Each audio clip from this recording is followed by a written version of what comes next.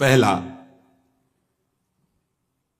नाम जप में स्वाभाविक प्रीति, राधा राधा राधा राधा राधा राधा राधा, हर्ष में एक ऐसी लगन, एक ऐसी अगन जो बुझे ना, जो टूटे ना।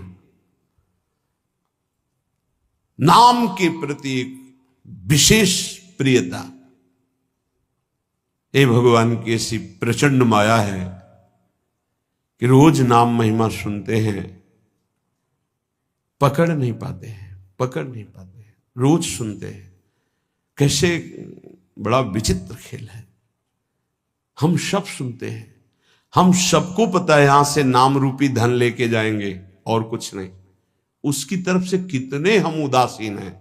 जो हमारे साथ नहीं जाएगा उसमें कितनी लगन है, जो हमारे साथ जाएगा उसमें कितने हम उदासीन हैं। उदासीन, कोई पीड़ा नहीं, नाम के बिना हमारा समय नष्ट हो रहा है। आप सोचो, कोई व्यापारी अगर वो 100 रुपए का घाटा हो जाए तो बर्दाश्त नहीं करता, क्योंकि वो और 100 रुपए प्लस मुनाफा ही चाहेगा। आप नाम के व्यापारी मानवदेह प्राप्त करके नाम का व्यापार करने के लिए आए हैं, आपका नाम छूट गया, आप घाटा बर्दाश्त कर लिए, इसका मतलब नाम के प्रति महत्व तो नहीं है आपका। बहुत विचित्र माया। जब नाम महिमा सुनो तो लगता है आज से केवल नाम ही जप करेंगे। थोड़ी देर के बाद एक ऐसी हवा चली कि भूल गए कि हमने कुछ सोचा भी था नाम के प्रति। लाखों बार नाम की महिमा सुनने पर भी नाम में रति नहीं होती। लेकिन जिसमें भक्ति का प्रादुर्भाव हो गया तो पहला लक्षण है वो नाम में रति कर लेता है। ये भगवान की माया नाम में रति नहीं होने देगी, पक्का। ये भगवान की भक्ति ही नाम में रति होने देती है। लाख समझाओ, नाम में रति नहीं हो सकती।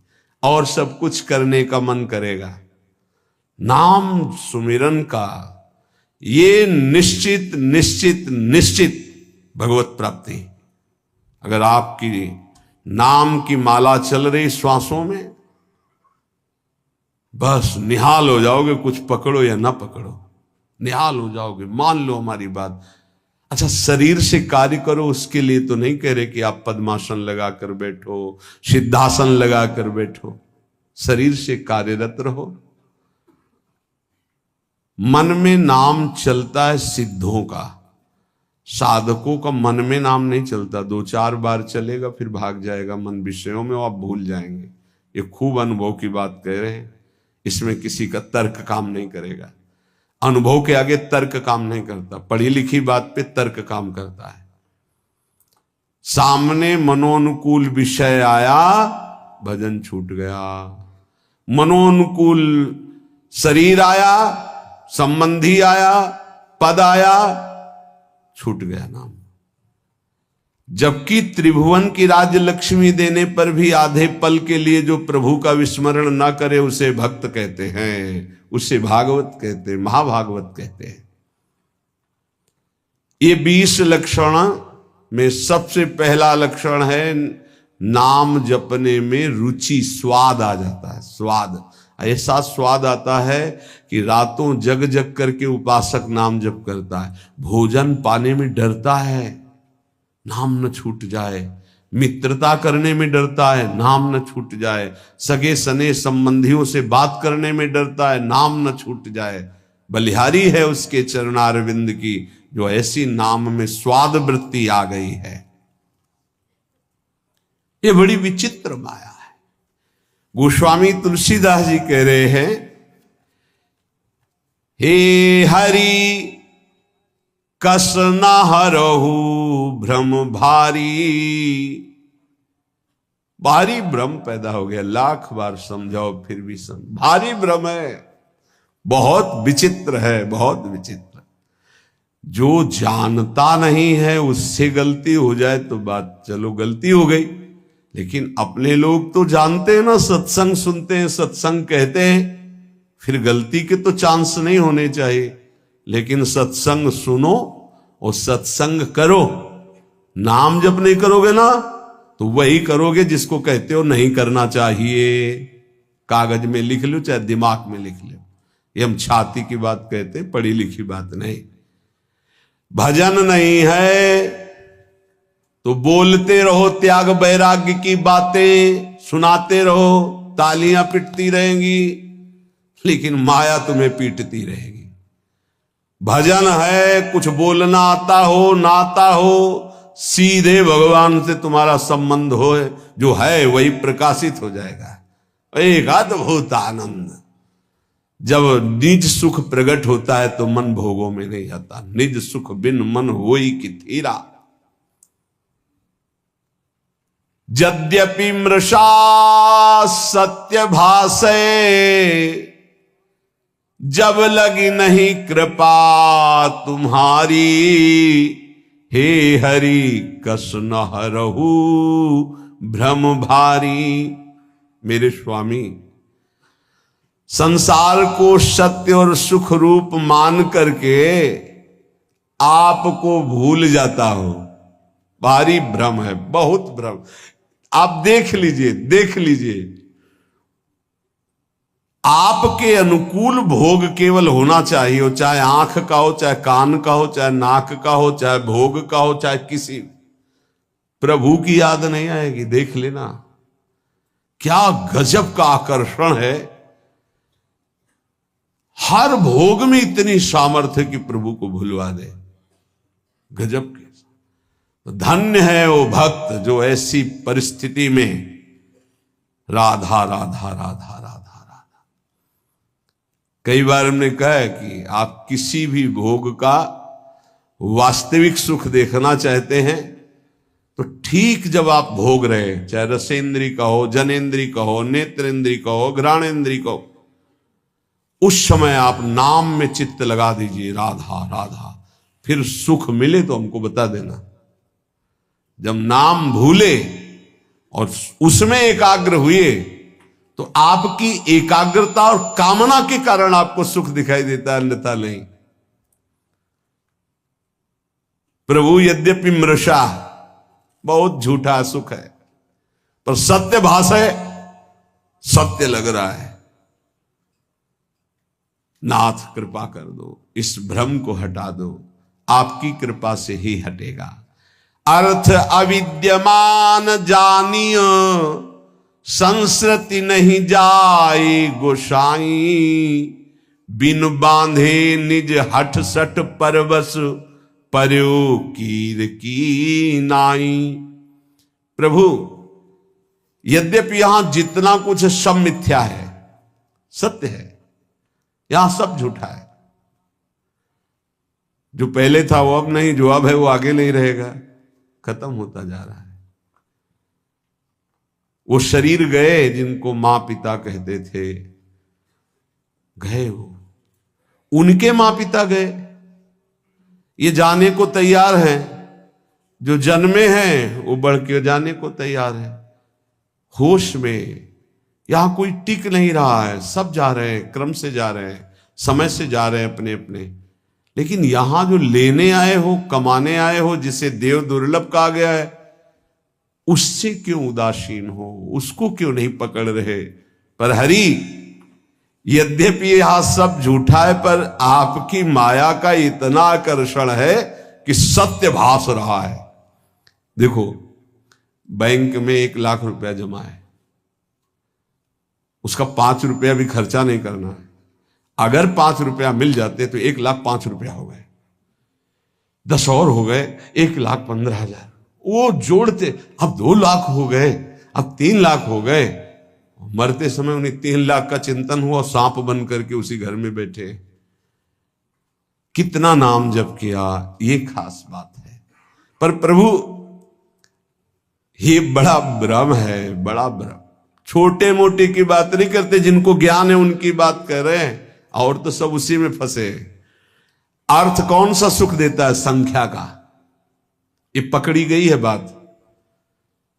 गिनने का बड़ा सुख होता है, एक बार गिन के फिर दोबारा गिनो तो बड़ा मीठा लगेगा। उनको संख्या का बड़ा आकर्षण है, हर विषय का आकर्षण है। चिंतन, भैया खास बात हमारी पकड़ लो, जगत में जो कुछ तुम्हें सत्य भास रहा है, सुख दे रहा है, उसका कारण तुम्हारा चिंतन है। भगवान ने स्पष्ट कहा, ध्याये तो विषयान पुंसान संगास्ते सुपजायते संगात संजायते कामा।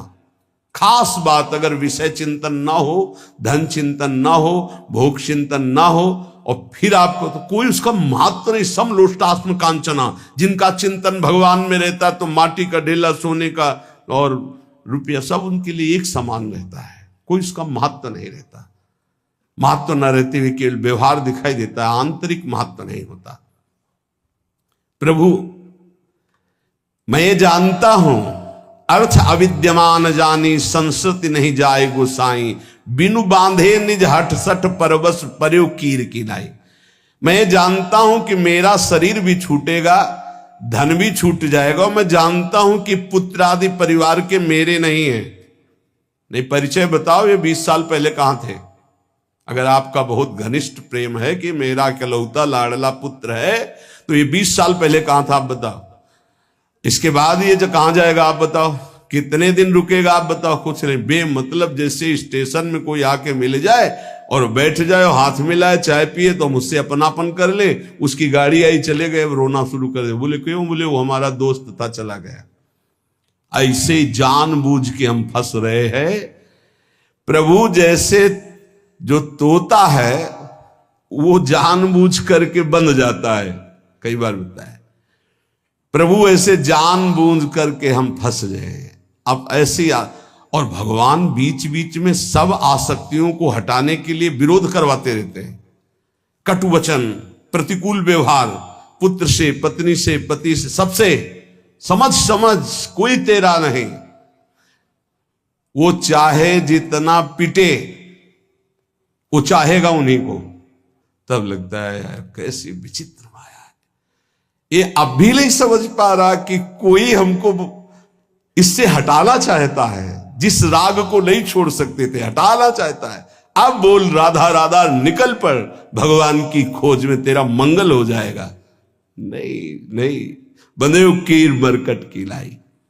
सपने व्याधि विविध बाधा, जन्म मृत्यु उपस्थित आई, वैद अनेक उपाय करे, जागे बिनु पीर न जाई। भाई ऐसा है जैसे कोई स्वप्न में देखा कि मेरे पेट में बहुत दर्द हो रहा है, और इतना भयानक दर्द कि बस मरने जा रहे हैं। अब वो चिल्ला रहा है स्वप्न में, पेट दर्द कर रहा है, दवाई दो, और आवाज बाहर निकल रही है। अब बाहर से बड़े बड़े वैद्य बुला करके उसको दवाई पेट में लगाई जाए तो क्या उसका दुख दूर होगा? विचार करके बताना। बोले नहीं, वैद्य अनेक उपाय करे, जागे बिनु पीर। उसको दवाई की जरूरत नहीं। बोले जरूरत क्या? उसे जगा देने की जरूरत। अब ना पेट में दर्द है, ना मृत्यु जैसा कष्ट है, कुछ नहीं। थोड़ी देर स्वप्न का नशा रहता है जागने के बाद भी, अच्छा या बुरा का। ऐसे ही ब्रह्मबोध होने के बाद भी, तभी कहा गया ब्रह्मबोध होने के बाद भी बिल्कुल वैसे ही जैसे साधन पद्धति में रहे वैसे रहना, क्योंकि स्वाप्निक संसार का प्रभाव काफी देर रहता है। जब ब्रह्मबोध स्थिति लंबे समय तक, तब वो स्थिति, जैसे आप जग गए, लगा स्वप्न है लेकिन उसका प्रभाव रहेगा। अच्छा स्वप्न है, स्वप्न में आपकी माँ आई है तो आंसू चलने लगेंगे। बुरा स्वप्न है तो भय लगेगा। हम तो ये कह रहे गोस्वामी जी महाराज कि स्वप्न में देखा इतना बड़ा व्याधि पैदा हो गई कि मृत्यु जनित कष्ट हो रहा है, वैद्य बुला के दवा करवा, उसको कोई फायदा मिलेगा? बोले नहीं। फायदा कैसे मिलेगा? बोले जगा दे बस, न रोग है न कोई पीड़ा है, पीड़ा पूरी महसूस होती है। ऐसे ही श्रुति गुरु साधु समृति सम्मत यह दृश्य असत दुखकारी, तेहि बिनु तजे भजे बिनु रघुपति विपति सके को टारी। ऐसे ही ये जो तुम जागृत में देख रहे हो मायाकृत स्वप्न है, मोह निशा सब सोवनिहारा, देखे स्वप्न अनेक प्रकारा, तो बोले वो वैद्य कौन है? बोले वेद है, शास्त्र है, पुराण है और प्रवचन है, ये सब उस दुख मिटाने की औषधि है। पर सबसे पहले उसे जगाओ, उसको जगाओ। तो जगने का मतलब क्या होगा? बोले दृश्य असत दुखकारी, तेहि बिनु तजे वैराग्य, भजे बिनु रघुपति अनुराग, विपति सकै को टारी।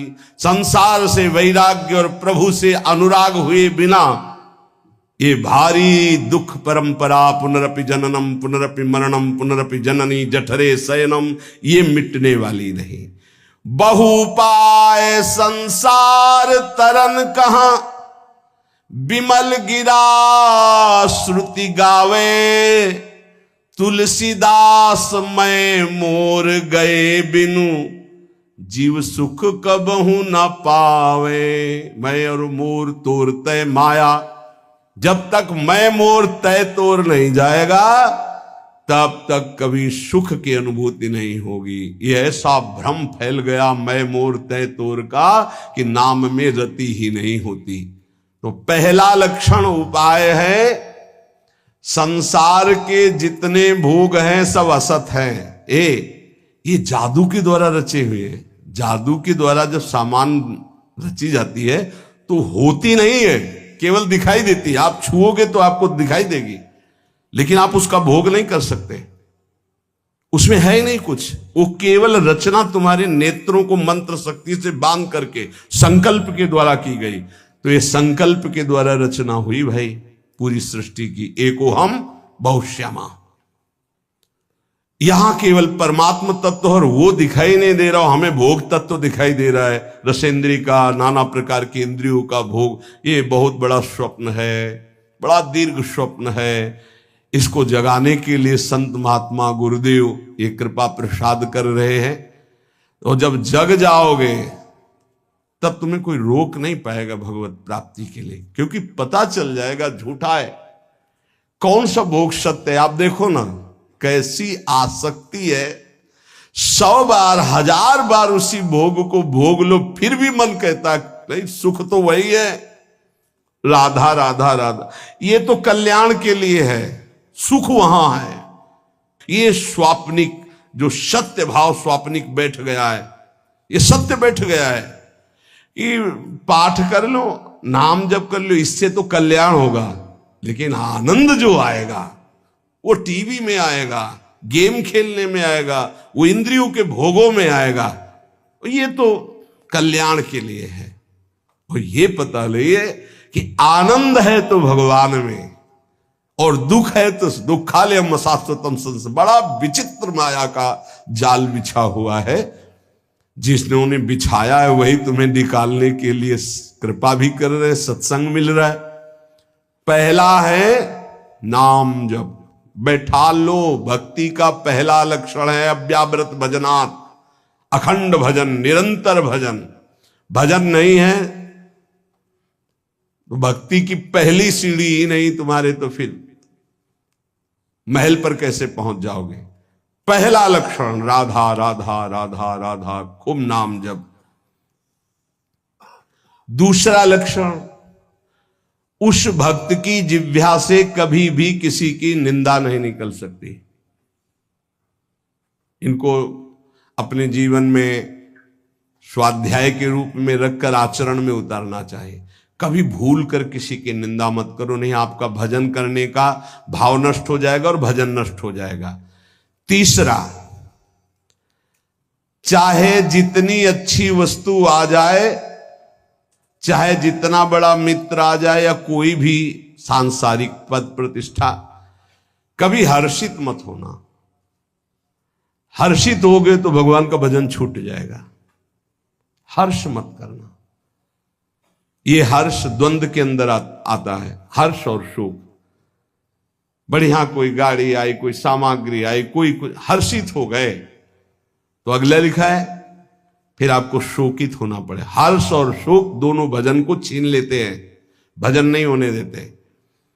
भगवान की माया के द्वारा प्रेरित होकर के जब आप नाम जप करेंगे किसी की निंदा नहीं करेंगे तो आपके सामने ऐसे पदार्थ, वस्तु, व्यक्ति, ऐसे पद आएंगे कि आपको हर्षित कर दे। हर्षित मत होना, प्रसन्न होना, आनंदित होना ये प्रभु से होता है, माया के द्वारा हर्ष होता है। हर्ष शोक भय नहीं मन माही, अस सज्जन मम उर्वस कैसे, लोभी हृदय बसे धनु जैसे। भगवान कहते मेरे भक्त के अंदर हर्ष नहीं होता, हर्ष शोक भय नहीं मन माही।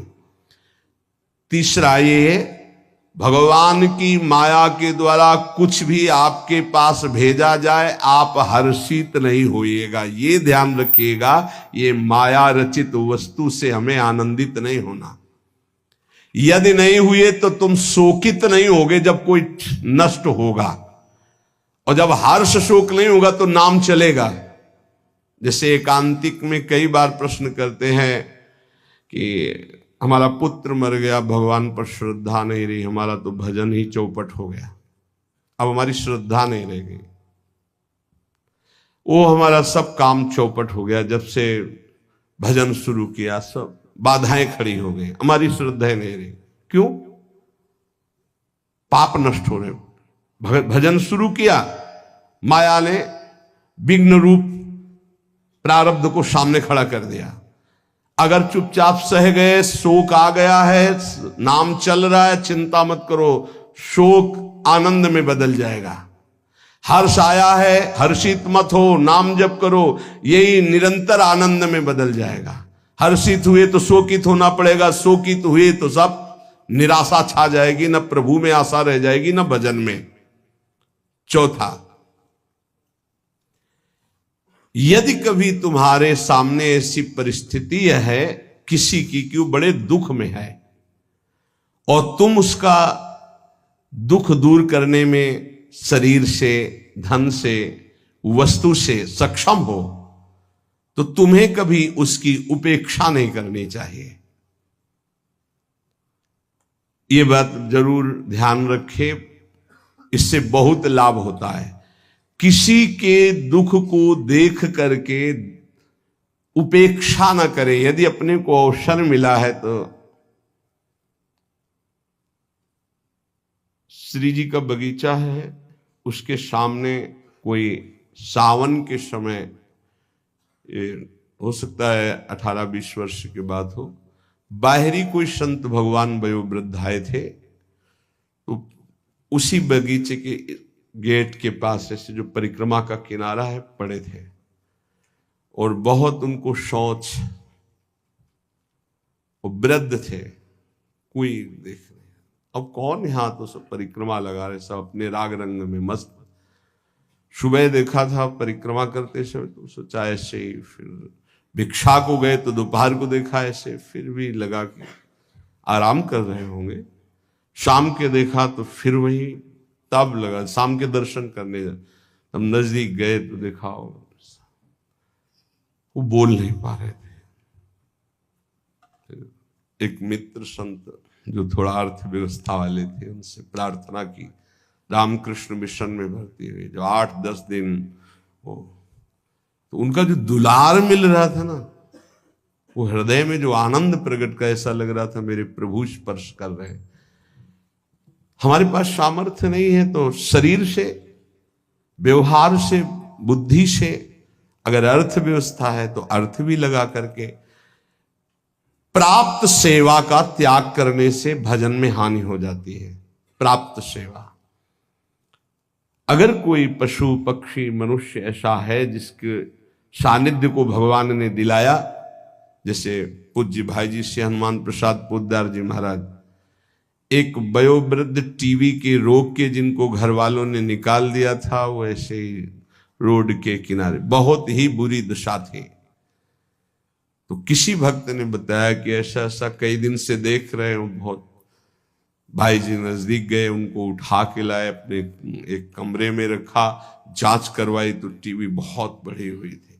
अच्छा, ये संक्रामक रोग होता है, जैसे थूक आदि, तो सब वो ऐसे दस्ताने और मास्क लगाकर, भाई जी ऐसे ड्यूटी बंधी कि 2-2 घंटे 3-3 घंटे सब इनकी सेवा में रहेंगे।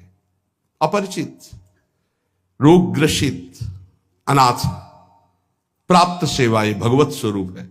भाई जी से कहा, भाई जी संक्रामक रोग होता है, आप मास्क नहीं लगाए, आप सावधान। बोले देखो आप मरीज की सेवा कर रहे हो, हम भगवान की सेवा कर रहे हैं, हमें कुछ नहीं होने वाला, क्योंकि मैं अपने भगवान की सेवा कर रहा हूं। आप मरीज की आप जरूर पहनिएगा, क्योंकि आप मरीज की कर रहे हैं, हम श्री भगवान की, हमारे श्री भगवान है।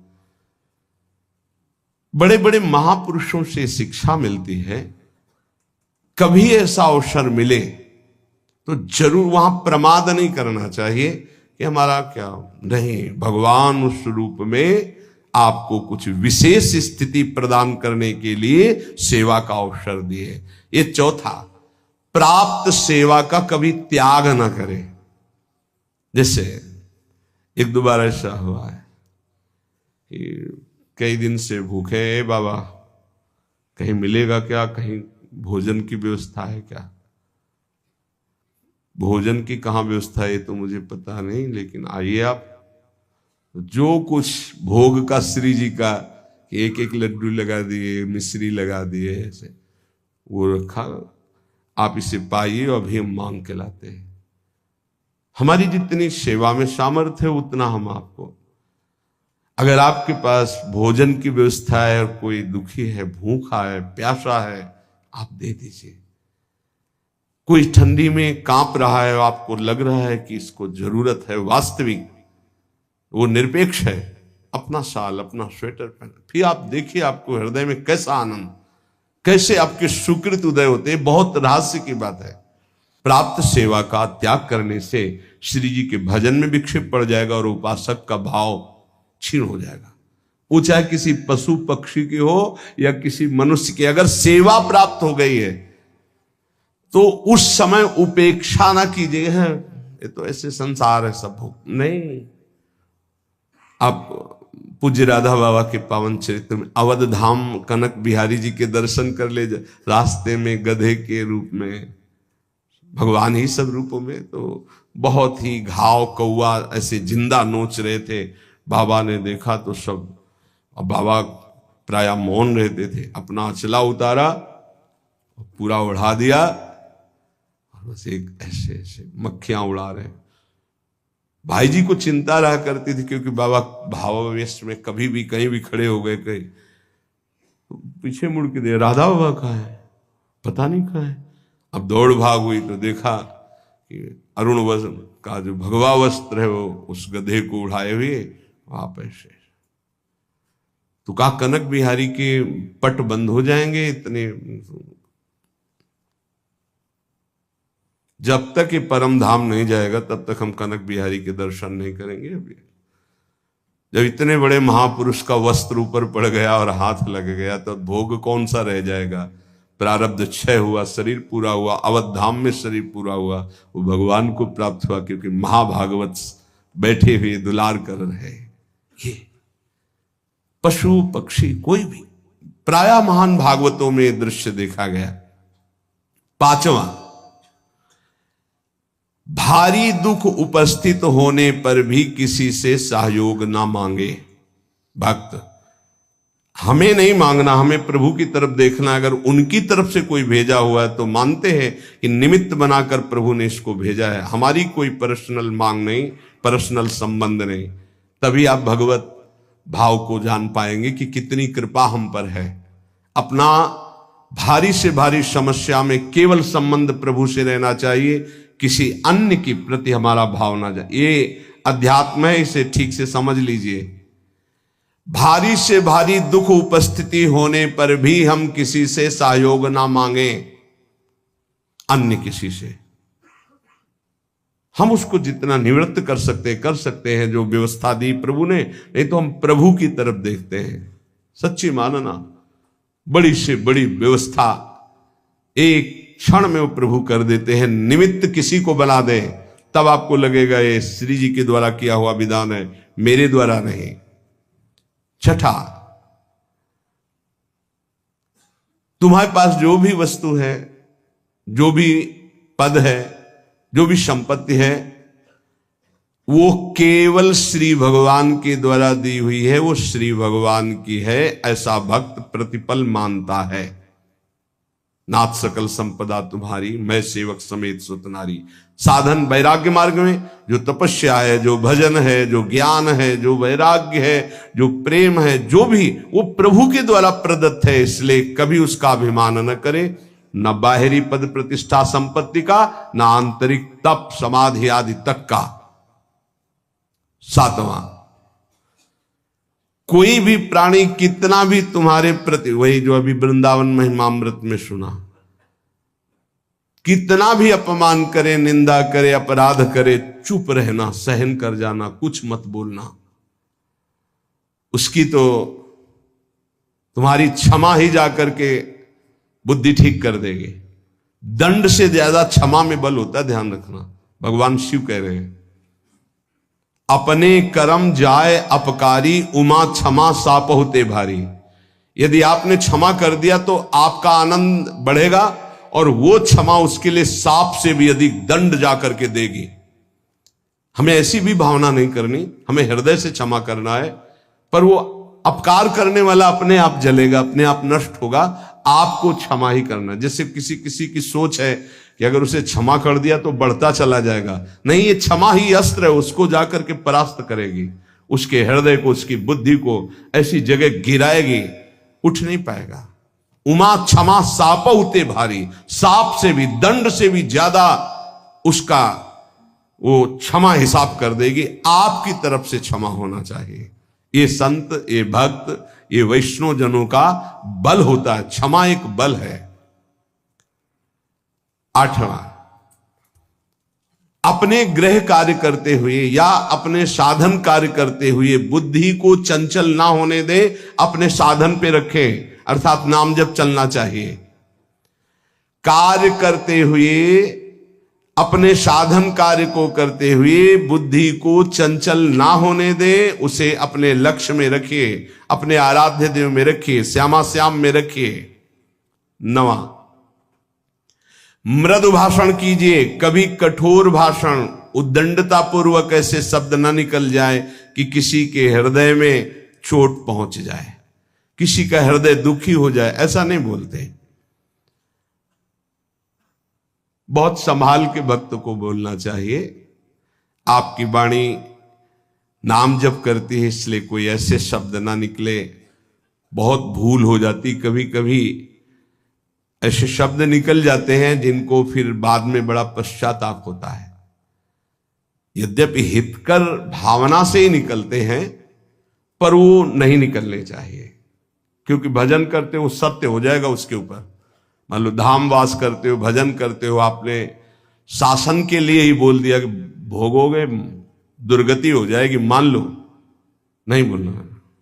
तो भाई ऐसे चलने से ऐसा होता है, ऐसे चलने से ऐसा होता, बस भोगोगे, दुर्गति हो जाएगी, समझ नहीं पा रहे हो आप, सीधे उसको दंड विधान दे रहे हो, ऐसी गलती हो जाती है। आप जितना भजन करते हैं वो भजन कोई साधारण नहीं। आप जो राधा राधा बोलते हैं, मधुर भाषी रहिए, किसी को ऐसा न निकल जाए कि उसको दंड भोगना पड़े, तो आपका भजन क्षीण हो जाएगा। प्रार्थना करते हैं कि आपके पास अगर भजन है तो कभी किसी को दंड विधान मत सोचना, नहीं लागू हो जाएगा, आपका भजन क्षीण हो जाएगा। इसमें पक्का, आज नहीं तो कल पक्का लागू हो जाएगा, क्योंकि भजन है। भजन नहीं तो ऐसे फालतू कहने वालों का नहीं लगता, लेकिन भजन है तो लागू हो जाएगा, पक्का लागू हो जाएगा। बहुत डरना चाहिए भजन करने वालों से, कहीं हमसे त्रुटि हो जाए कुछ ऐसा। संतों के वचन मंगल के लिए होते, भगवत प्राप्ति के लिए होते, ब्रह्म प्राप्ति के लिए होते। कहीं हमारे द्वारा कुछ ऐसे शब्द ना निकल जाए जो किसी को कष्ट प्रदान करने वाले हो। बहुत संभल के, क्योंकि भजन करते हो, पक्का लागू हो जाएगा। यदि नाम जप कर रहे हो पक्का लागू हो जाएगा, पर आपका भजन क्षीण हो जाएगा। जैसा आप संकल्प करेंगे वैसे ही आपकी दशा होगी, ध्यान रखना। यदि हम संकल्प करते हैं दूसरों का मंगल हो तो हमारा मंगल हो जाएगा, हम दूसरों का मंगल में तो हमारा मंगल हो जाएगा, पक्का हो जाएगा। 10वां, गंदी भाषा का प्रयोग, अश्लील भाषा, ये नाम जापक की जिह्वा से नहीं होना चाहिए। गाली गलौज, ये सब गंदी बातें, ये सब नहीं, हंसी मजाक में गंदी बातें, ये सब नाम जापक की जिह्वा पे नहीं होनी चाहिए। कहा जो कोई भी व्यसन करता है, कोई भी व्यसन, उसका नाम सिद्ध नहीं हो सकता, उसका भजन सिद्ध। देखो जो सिद्ध पुरुष हैं उनकी नकल नहीं करनी चाहिए। जो भगवत प्राप्त हैं, जिनका भजन निरंतर चलता है, उनकी नकल नहीं करनी चाहिए, उनका आचरण अनुसरण नहीं करना। वो जो उपदेश से उनका आचरण मिले, ऐसा शास्त्र आज्ञा करते। कोई भी व्यसन साधक अगर करेगा, अश्लील संभाषण बोलेगा, तो नाम कैसे सिद्ध हो पाएगा? 10वां यही कि अश्लील शब्द ना बोले, कोई व्यसन न करे। 11वां किसी की चुगली न करे। ये प्राय चतुर साधकों में नहीं होता है। रामाई भजते चतुर नर, जो विवेकहीन है उनके द्वारा ये गलती ज्यादा हो जाती। चुगली, ये बहुत जल्दी सुकृत नष्ट हो जाते हैं। सुना, वो ये उनके लिए ये कह रहे थे ऐसा ही है क्या, और वो ऐसा है, वो ये प्रपंच साधकों में नहीं होना चाहिए। किसी की वार्ता नहीं करनी, करनी तो श्यामा श्याम की। 12वां किसी भी तरह की सांसारिक चर्चाओं का कोई स्थान नहीं होना चाहिए। सांसारिक चर्चा, समाचार पत्र पढ़े, समाचार सुने या किसी की बात, वो व्यर्थ का कोई भी भाषण उपासक के जिह्वा में नहीं होना चाहिए। भाई अगर आपको नेता बनना है, राजपदों पर राष्ट्र सेवा करनी, तो जरूर समाचार सुनिए। कौन सी पार्टी कितनी प्रबल हो रही है आप देखिएगा, कौन सी क्या व्यवस्था हो रही है, कौन सा आंदोलन चल रहा है, किसकी क्या मांग है, ये तो आप देख लीजिएगा। क्योंकि आपको नेता बनना है, आपको राष्ट्र सेवा, और यदि आपको भगवान की प्राप्ति करनी है तो समाचार पत्र, समाचार आदि यदि सुनोगे तो 24 घंटे की खुराक मन इकट्ठा कर लेगा, और वो उसी तरह के चिंतन में आपको फंसा देगा। और जो चिंतन होता बोले बिना रह नहीं जाता।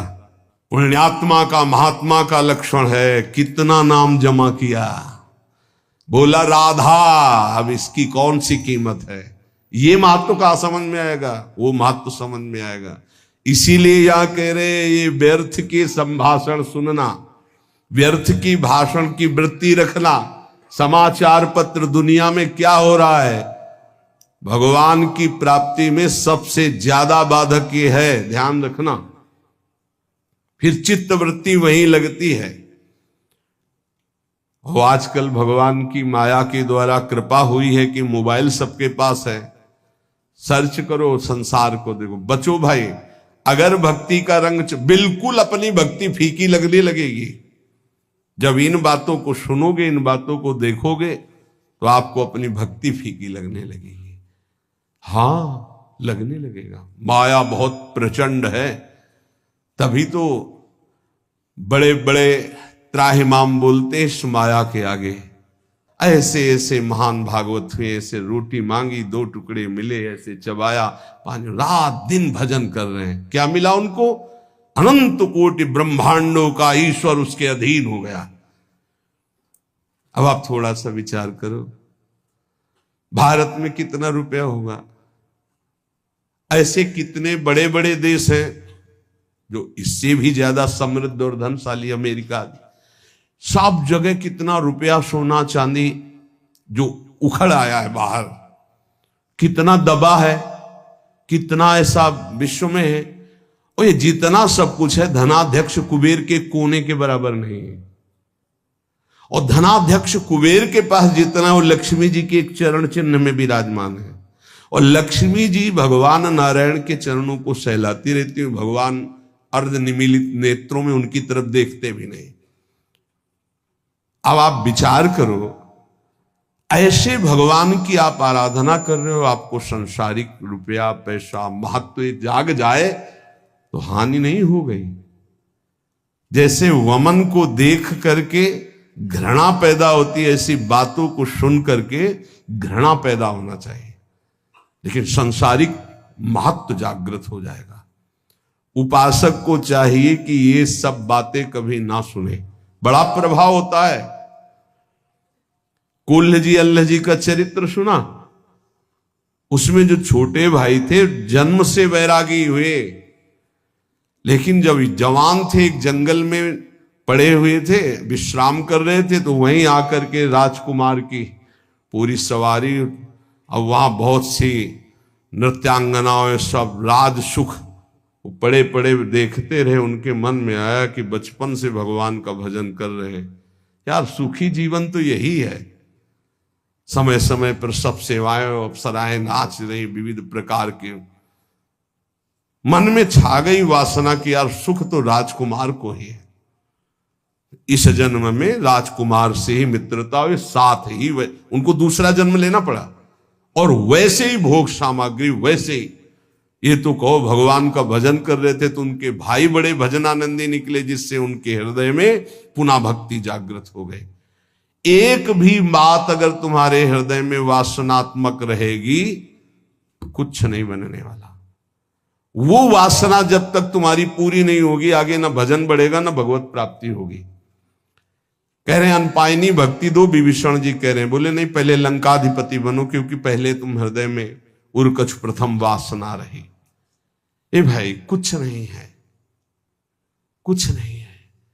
इतना रुपया, इतना सब कुछ, कुबेर के खजाने के कोने में। कुबेर भगवान के बहुत छोटे सेवक हैं, कुछ नहीं, ये मायाकृत है। अंदर से अगर ये सब गणनाएं, ये सब सुनना, ये सब बोलना, ये सब चर्चा, तो आप भगवत विमुख हो जाएंगे, इसका महत्व जागृत हो जाएगा।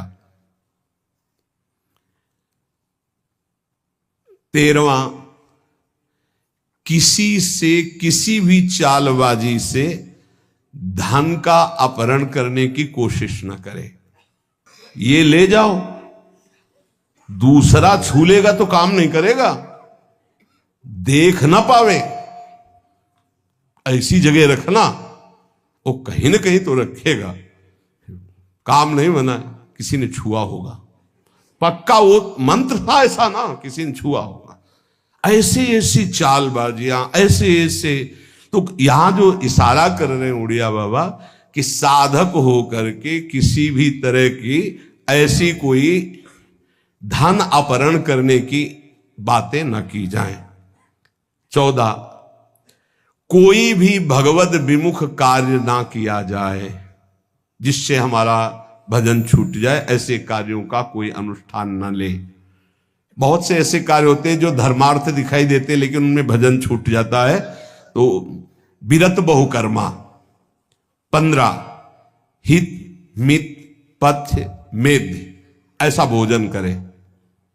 15वां भोजन हित। हित का तात्पर्य है जो शरीर और भजन के लिए हितकर हो, शरीर और भजन के लिए। देखो ये जो गरम मसाले आते हैं, स्वाद तो भले आपको अच्छा लगता हो लेकिन आपके शरीर और भजन के लिए हितकर नहीं है।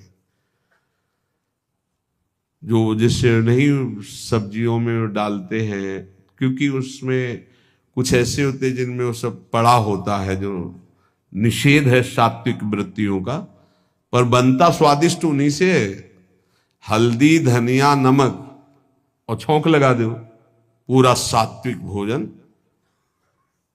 हल्दी पीस लो अपने घर में, धनिया पीस लो नमक से, तो आपको स्वाद नहीं मिलेगा लेकिन स्वास्थ्य ठीक रहेगा और आपका भजन होगा। वो हितकर नहीं है आपके, वो स्वाद तो जरूर बना देगा लेकिन भजन नहीं बनाएगा। पहला है भोजन हित, आपका भजन बने और आपका स्वास्थ्य ठीक रहे। कुछ ऐसी पदार्थ पड़ते हैं जिनसे एसिडिटी बने, जलन पैदा है, खट्टी डका, भजन में मन लगेगा, थोड़ी थोड़ी देर में वो जलन कर। मित, थोड़ा भोजन, थोड़ा बहुत रहस्य है, ये अध्यात्म शक्ति को बढ़ाता है। अधिक भोजन में हमारी अध्यात्म शक्ति पचाने में लग जाती है, भजन नहीं होता। भोजन पर बहुत ध्यान देने की बात है। हित और मित, मित माने थोड़ा, अल्पाहार। और पथ्य, जो रोग प्रदान करने वाला न हो। जैसे आप बैंगन है, बहुत सी ऐसी बादी करने वाली वस्तुएं हैं, वो लिप लिप लिप लिप होती, घुइयां कहते हैं, क्या कहते हैं उसे? अरबी तो आप गांव में घुइयां कहते हैं यार, अरबी फारसी वो नहीं होती। ये सब चीजें जैसे स्वाद के लिए उड़द की दाल, ये बहुत से ऐसे पदार्थ हैं जो आपको वायु रोग से ग्रसित करेंगे, कब्ज बनाएंगे, भजन में रुचि नहीं होगी। और मेद्य पवित्र भोजन, भगवत प्रसाद रूप जो प्रभु को अर्पित किया। हित मित पथ्य और मेद्य बुद्धिवर्धक पवित्र भोजन। हित भजन बढ़ाने वाला, स्वास्थ्य पुष्ट करने वाला। देखो हर चीज सात्विक थोड़ा अधिक होने पर राजसिक हो जाती है और पूरा अधिक होने पर तामसिक हो जाती है। जैसे दूध, दही, घी, खीर आदि, जैसे ये सात्विक है तो कितना, आगे लिखा मित, थोड़ा। सात्विक आहार भी थोड़ा ज्यादा हुआ तो रजोगुणी हो जाएगा, कामादि की इच्छा पैदा कर देगा, और अधिक हो गया तो तमोगुणी, निद्रा, आलस्य, प्रमादोत्थम तत्तामस मुदातम। सात्विक आहार, फिर तामसिक आहार की बात क्या? 16वां, अपने विचार को कभी भी किसी के आगे मत बताओ। जो आपका निरंतर भजन चल रहा है, जो भजन की अनुभूतियां हैं, जो आपकी दिव्यता है, किसी के आगे मत बोलो। 17वां, ये सब आने पर भी गुरु कृपा समझो, कभी अभिमान ना करो। हमारे अंदर जो दिव्यता आ रही है वो गुरु कृपा से आ रही है, साधन तो एक निमित्त मात्र है, कभी अभिमान न करे। 18वां, सदैव चाहे वो कल वैष्णव हुआ हो, ये नहीं देखना कि हम तो 25 वर्ष से वैष्णव, 50 वर्ष से, अगर कल वो दीक्षा ली है, वैष्णव चिन्ह धारण किए हैं, तो हाथ जोड़कर उसको प्रणाम कर। ये शालिग्राम भगवान आज विराजमान किए गए हो या 1000 वर्ष से पूजित आ रहे हो, उसमें कोई अंतर है क्या? तो आज वैष्णव बना है, चाहे 1000 वर्ष से वैष्णव पद्धति चली है, तो हमको नमस्कार उस वैष्णव भेष को, वैष्णव चिन्ह को करना है। एक बार मधुकर शाह की यही परीक्षा लेने के लिए नगर वालों ने उपहास किया। एक गधा को नाम का दुपट्टा उड़ाया जिसमें नाम लिखा हुआ था, और तुलसी की मोटी माला डाली और 12 तिलक लगाए, और जब वो ठाकुर जी की सेवा करके निकले तो बाहर ही, तो वो लोग खड़े थे देखने के लिए, अब क्या करेंगे, ये वैष्णव जनों को प्रणाम करते। तो साष्टांग दंडवत किया, परिक्रमा की, तो लोग उपहास करने लगे।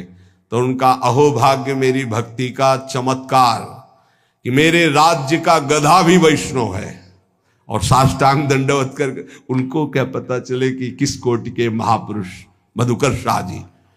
तो उपासक को चाहिए कि छोटे से भी छोटे वैष्णव भगवान को वैसे ही आदर करे जैसे बड़े महापुरुषों। हमारी दृष्टि वैष्णव पर, किसी वैष्णव पर दृष्टि गई तो ऐसे होना चाहिए। सब देखो पूज्य महाजन जैसा करते, गुरुदेव भगवान के सामने ही सब हमारे गुरु भाई बैठते हैं, शिष्यजन सरकार पंचांग प्रणाम करते हैं। क्या है, किसको प्रणाम? जो मंत्र है, हाँ वो मंत्र आचार्य के द्वारा मिला हो वही इनके, ये समान भाव से पूज्य हो गए, ऐसे भाव से पूजन। पूज्य श्री चंद्रशेखर बाबा की एक घटना उनके शिष्य बता रहे थे कि एक दिन बाबा के चरण पादुका में छू गए शिष्य की, तो बाबा बैठ करके पादुका को, अरे बाबा मार दिया ये तो हमारी पादुका। बोले नहीं, इसमें वैष्णव चरण पढ़ते हैं, वैष्णव चरण पादुका है। उस महापुरुषों की चेष्टाओं से पता चलता है कि वैष्णव का कितना आदर किया जाता है। तो चाहे कल वैष्णव हुआ हो, वो वैष्णव चिन्हों से चिन्हित है, तो उसका आदर, उसका सम्मान मानो प्रभु को प्रसन्न करना है। 19वां, अपना भागवतिक गुण छुपा करके दैन्य भाव दिखावे। सब कलाओं में प्रवीण महान विद्वान होते हुए भी दूसरे की सरल भाषा से कही हुई बात सुने चुपचाप, अपने को कि हमें सब आता है, विद्वान है, अपने गुणों को प्रकाशित ना करे, अपने गुणों को छुपाकर दैन्य रहे। आखिरी में जब भगवत प्रेरणा होती तब वो बोलते हैं, जैसे जड़ भरत जी, जब रहुगण को अधिकारी पाया तो उपदेश दे दिया, नहीं तो सब उनको पागल ही समझते थे। 20वां, यदि भगवत प्राप्ति करनी है तो बाहरी कोई ऐसा श्रृंगार न करें जो रजोगुणी कामवर्धक होता है। अब अगर साधक हो के उपदेशक होकर भगवत मार्ग का उपदेश देने के लिए यदि गाल चमकाना पड़े किसी पदार्थ से, अरे भाई ब्रह्मचर्य रहो, खूब नाम जप करो तो अपने आप चमकने लगेगा।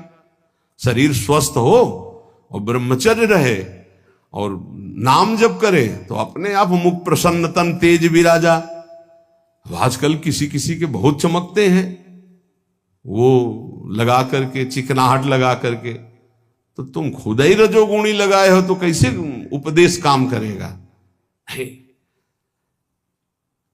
श्रृंगारिक बनावटी शरीर की महिमा तुम्हारे अंदर बैठी है तो तुम सच्चिदानंद की जागृति कर दोगे उपदेश से या सुन करके? नहीं, बिल्कुल नहीं। रज लगाओ, द्वादश तिलक लगाओ, कंठी धारण करो, नाम जप करो, भगवद आश्रित रहो, ये सब ठीक नहीं है। बाहरी श्रृंगार करना, अब जैसे कि हम गोपी हैं या हम सखी हैं तो भाव बनाने से गोपी सखी हो जाएगा क्या? एक एक बाल उखड़वा लिया यहां का, वैसे कि हम सखी श्री कृष्ण से मोहित हो जाएंगे? अरे कोटि मनमथ मनमथा, वो भाव से मोहित होते हैं। देखो हमारे गोपी भावापन्न महापुरुषों के चरित्र पढ़ के देखो। कौपीन, एक मारकीन, टाट बिछा हुआ, श्री कृष्ण के संग रास में खेल रहे, बाहर से ऐसे उदासीन। ये बाहरी श्रृंगार, ये स्नू पाउडर, ये दुनिया की लाली लिपस्टिक लगा के श्री कृष्ण को नहीं रिझाया जाता। ये सखी और गोपी, इनसे नहीं बना जाता। ये बवाल है रजोगुण का। इससे श्री कृष्ण जानते, श्री कृष्ण की कौन सा श्रृंगार होता है? स्थूल सूक्ष्म कारण तीनों शरीरों का त्यागी हो, अखंड चिंतन में, अनुराग में, जब रुदु सुस्वरम राजन कृष्ण दर्शन लालसा, वो भाव है, वो स्थिति है, गोपी स्थिति। जैसे देखो मुख्यमंत्री पद, प्रधानमंत्री पद, राष्ट्रपति पद, देवराज इंद्र पद, प्रजापति पद, परमेष्ठी पद, ऐसे ही ये पद है। शांत पद, दास्य जो भाव पद, वो सखा भाव पद, ये वात्सल्य भाव पद, ये गोपी भाव पद, ये सहचरी भाव पद। सहचरी पद पावे, पद पावे आता है ना, पद माने ये सबसे बड़ा, परम पद से भी बड़ा पद है। इसको यहां घसीट लाए दे भाव में। यही तो दुर्दशा हो जाती है उपासक की, दे भाव में और गोपी भाव। अरे जहां शिव को भी भाव देह धारण करनी पड़े, आप क्या समझते हो वहां शिव जी ने जटाओं के ऊपर चुनरी डाल ली? सच्चिदानंद तत्काल तन्मय हुए गोपी भाव में और गोपी बनकर अंदर गए। अब वो तो दिखाने के लिए बाहर से हमारे आप भाव के लिए चुनरी उड़ा दी गई कि ऐसे शिव जी गए थे। सच्चिदानंद शिव हैं, तत्काल भाव किया और उसी भाव देह को प्राप्त होकर तब प्रवेश पाया स्वामिनी जी की कृपा से। इसलिए कह रहे कि ये भक्त को बाहरी बनावटी बचो। दो ही पद्धतियां हैं बैरागी की, या तो पूरा मुड़वा ले या पूरा ऐसे। बीच वाला तो हमने आज तक कभी नहीं देखा किसी भी संप्रदाय में। ये गृहस्थी में, प्रवचन में, उसमें हो सकता है, लेकिन विरक्त में नहीं हो सकता। विरक्ति की दो ही पद्धतियां हैं, या तो भद्र और या तो फिर उसे सधवई भाषा में कहते हैं झंडे या मुंडे। झंडे कहते हैं पूरा ऐसे रखवा लेना, मुंडे माने मुंडन करवा लेना। ये श्रृंगार भागवती श्री जी के चरण चिन्ह का निर्माण, रज लगी चरण रज और उनका प्रसादी चंदन, द्वादश तिलक, कंठी है अपना श्रृंगार। ये सांसारिक श्रृंगार किसके लिए भैया? किसको रिझाना है? प्रिया प्रीतम को रिझाना है। ऐसे रज लो, ऐसे लगाओ पूरे में, राधा राधा राधा राधा राधा। यदि भगवत प्राप्ति करनी भाई, और कुछ प्राप्ति करनी हो तो फिर क्षमा कीजिएगा, ये सत्संग केवल भगवत प्राप्ति के लिए। 20वां,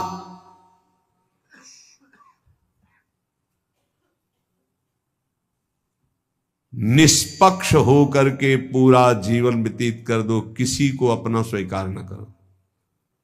निरपेक्ष, निष्पक्ष, कोई अपना नहीं, किसी की अपेक्षा नहीं, वो श्री भगवान को प्राप्त कर लेता है।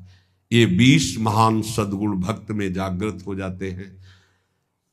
अगर ये याद न रहे तो एक बात याद कर लो, राधा राधा राधा, सब आ जाएंगे, अपने आप सब आ जाएंगे। धैर्य पूर्वक हमारी प्रार्थना मान लीजिए, मनुष्य जीवन का परम लाभ जितना नाम इकट्ठा कर लो, ये तुम्हारे बाद में काम में आएगा। अभी इसको खर्चा मत करना, ना रोग में, न संकट में, न विपत्ति में, ये तुम्हें निहाल कर देगा। अभी तुम्हारी समझ ठीक नहीं है, इसलिए संसार की ये हर वस्तु, व्यक्ति, स्थान प्रिय लगते हैं और नाम प्रिय नहीं लगता। लेकिन बात मान लो, ये नाम तुम्हारा लोक परलोक सब कुछ संभाल देगा। इह परलोक सकल सुख पावत मेरी सो भैया, कृष्ण गुण संचु। खूब नाम जप करो, एक एक मिनट जीवन का व्यर्थ मत जाने दो। जैसी भी परिस्थिति है उससे लड़ना सीखो, भागना नहीं। नाम के जप से दुख को सहो, नाम के जप से सुख को सहो। सुख में फूलो मत, दुख में भूलो मत। राधा राधा राधा तो निहाल हो जाओगे।